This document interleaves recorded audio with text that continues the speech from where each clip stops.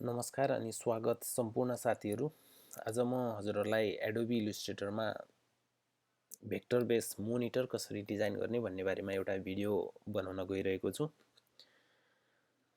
मैले अगाडि नै एडोबी इलस्ट्रेटर खोलिसकेको छु र एउटा ब्ल्याङ्क डकुमेन्ट छ यहाँ। अब म के गर्छु भन्दा यो रेक्ट्याङ्गल टुलमा गएर त्यो रेक्ट्याङ्गल टुल छानेर एउटा यहाँ रेक्ट्याङ्गल बनाउँछु र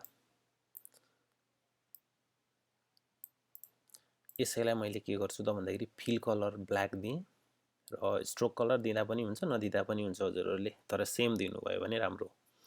त्यसपछि कपी गरेर पेस्ट गरेँ, यसलाई हल्का डुप्लिकेट गरेर यसलाई चाहिँ यहाँ माथि राखेँ र फिट गर्छु।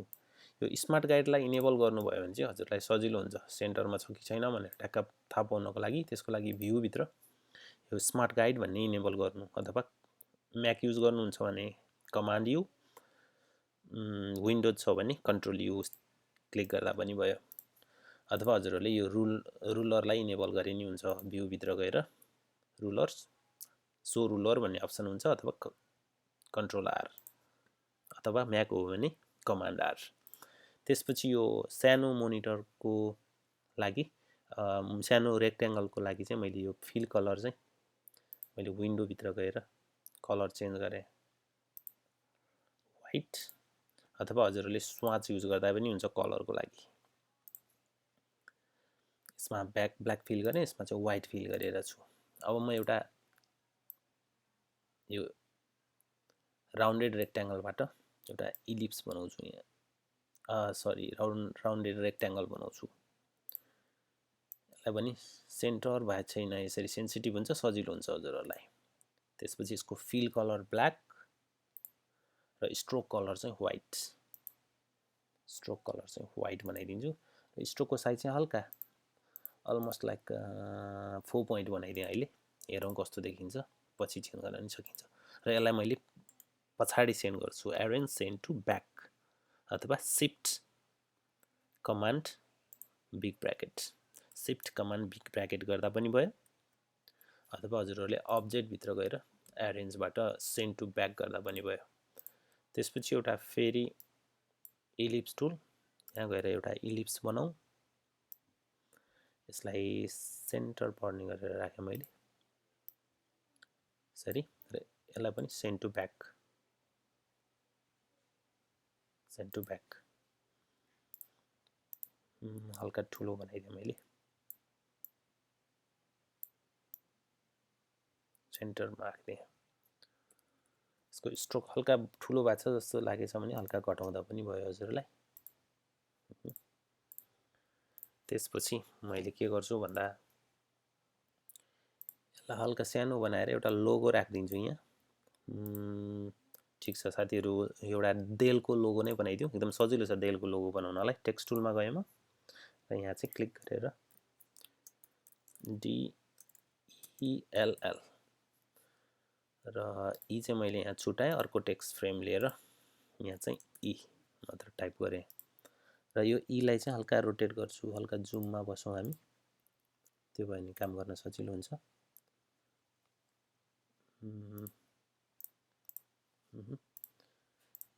यसलाई छानेर हल्का मैले के गरेँ त यस्तो सेप आएपछि रोटेट गरेँ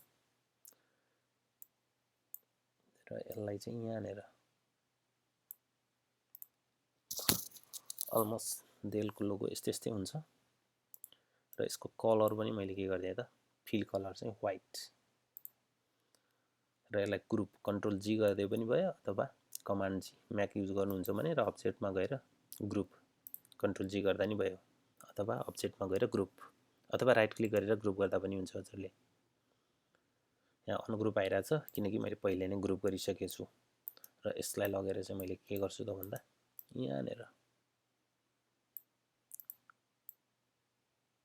अब ठुलो सानो बनाउनु पर्यो भने हजुरले आफैले यसरी क्लिक गरेर हल्का घटाउन मन लाग्यो भने घटाउँदा पनि हुन्छ।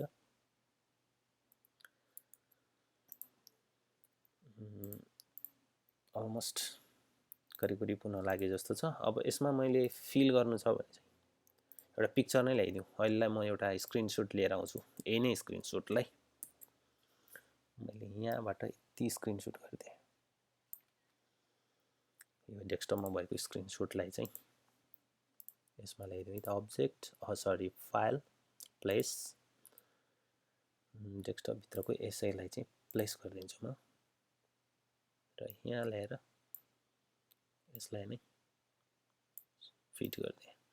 अब यो बाहिरी रेक्ट्याङ्गलको चाहिँ हल्का स्ट्रोक सरी कर्नर रेडियस घुमेको बनाइदिनको लागि चाहिँ म यो डाइरेक्ट सिलेक्सन टुल लिएँ। पहिला यसलाई नै छान्नुस्, त्यसपछि डाइरेक्ट सिलेक्सन टुलमा गयो भने यो अटोमेटिकली छानिन्छ। छानिए छैन भने पनि यो चारवटै कर्नर सिलेक्ट भएको याद गर्नु होला। त्यसपछि यो सानो सर्कल जस्तो आइकन जानुभयो भने माउसको पोइन्टर पनि चेन्ज आउँछ, त्यही समातेर हल्का घटाउनुस्। करिब करिब राउन्डेड भयो। सायद मोनिटर बनिसकेको जस्तो छ। अब हजुरले लास्टमा चाहिँ ग्रुप गरिदिनु भयो भने यताउता मुभ गर्दाखेरि कुनै अब्जेक्ट अथवा पोर्सन छुट्ने छैन र सानो ठुलो बनाउन पनि सजिलो हुन्छ ग्रुप गरिदिनु भयो भने।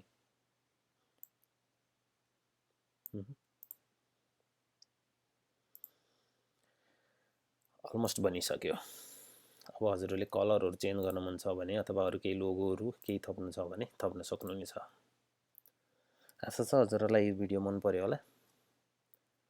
साथीहरूलाई सेयर पनि गर्नु होला। कुनै क्वेसन अथवा कमेन्ट छ भने तल कमेन्ट बक्समा कमेन्ट गर्न नबिर्सिनु होला।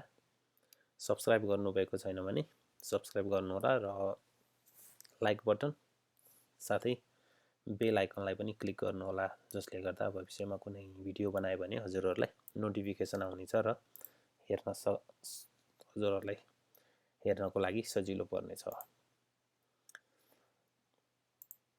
धन्यवाद।